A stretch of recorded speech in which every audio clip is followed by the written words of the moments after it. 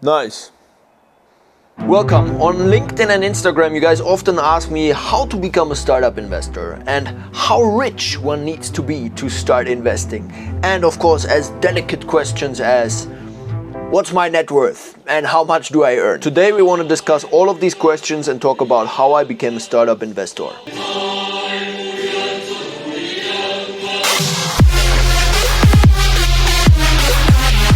Fortune and power. Yes! Because you know that's what it's all about.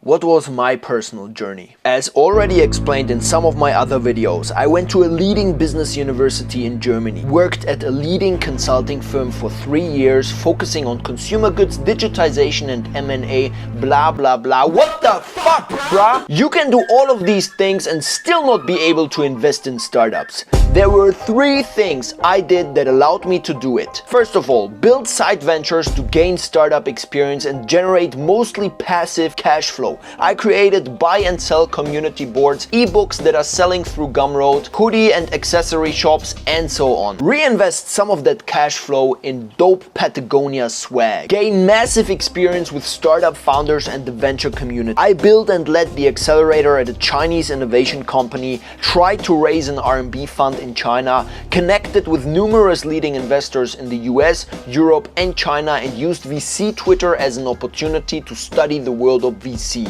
Done. Now I was facing 2 options: invest on my personal balance sheet or try to raise a fund. Here's how I decided.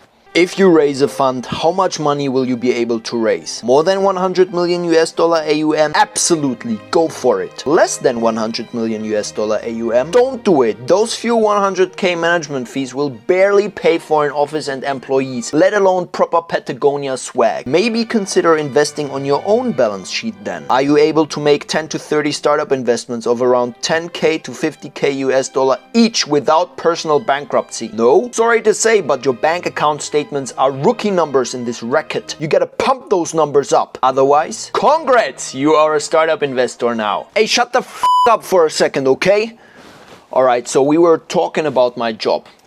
I want to show you in detail what you need to do in order to become a startup investor. But first you might ask, what am I doing all day? Cheers, I'm in the business of deploying capital in high MRR vertical SaaS and adjacent scale-ups for maximum IRR, targeting 3 to 5x and hitting a decacorn for those Midas vibes. Tiger, please mark up. All enabled by a rockstar founder-friendly, hands-on and value-additive approach. And here is what I do. Eeny, meeny, miny, mo. 5 plus 3 is 8 minus 7 equals unicorn. Kevin is basically the best boyfriend ever.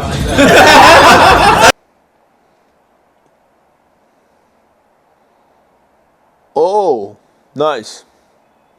No, but seriously, so typically you would split your work between existing investments and new investments. So for existing investments, that's providing value, whatever that is, right? Could be, for example, connecting to founders that I've invested with, to other founders, to potential customers, connecting them to follow-up investors during the next round, you know, so they can get a nice markup. Also, new investments. So that means looking at pitch decks, of course, doing my due diligence, learning about new markets. It's really quite interesting. And then also the whole investment process, right? So there's a lot of administrative and legal stuff that is involved when you invest into a startup and become a shareholder. For me, as I was heading the accelerator at a Chinese innovation company, there was also a lot of management of my team, planning and executing acceleration programs, as well as representing my company on events of the startup and venture community in China, in Shanghai. But how much money am I making and what does the return profile look like? Let's just take one example. What happens if you invest 10,000 US dollar in startups? Now, there's 3 case scenarios that we want to look at. Worst case scenario, okay? Over 3 to 8 years, your 100,000 US dollar turned into 0 US dollar. So that can happen, especially if you just invest in 10 startups or so. It can be that all of them fail. Now, the base case scenario over 3 to 8 years would be 10,000 US dollar probably turn into something like 300,000 US dollar. Of course, also here you need a little bit of luck, but if you play your cards right, you invest into the right startups, you should expect a return like that. Now, the best case scenario, your 100,000 US dollar actually turn into 600 million US dollar. Now, what the hell? That's a 6,000x return that has been done by a guy called Gary Tan. Obviously, that's 1 in a million, and we also need to pay attention that if you are running a fund, you will actually just pocket 20% of the gains. That's 20% carry, and 80% of that will go to your LPs.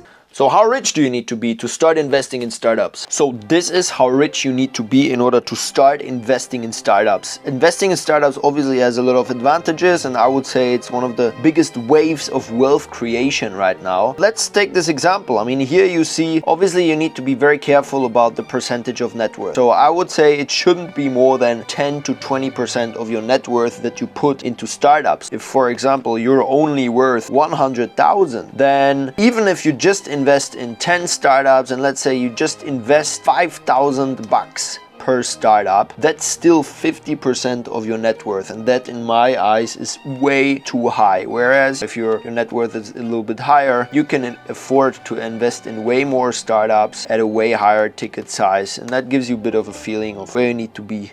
By the way, if you've watched that far, I would appreciate if you would absolutely over leverage to the tits the like button. And I do mean it. Some of you guys have been following me for like ages. It's incredible. Leave a comment, let's talk. Now, here's some criticism I commonly hear when I say I'm an angel investor. It can be if you do it well. Personally, I spend around 30% of my time angel investing currently. I don't only focus on money.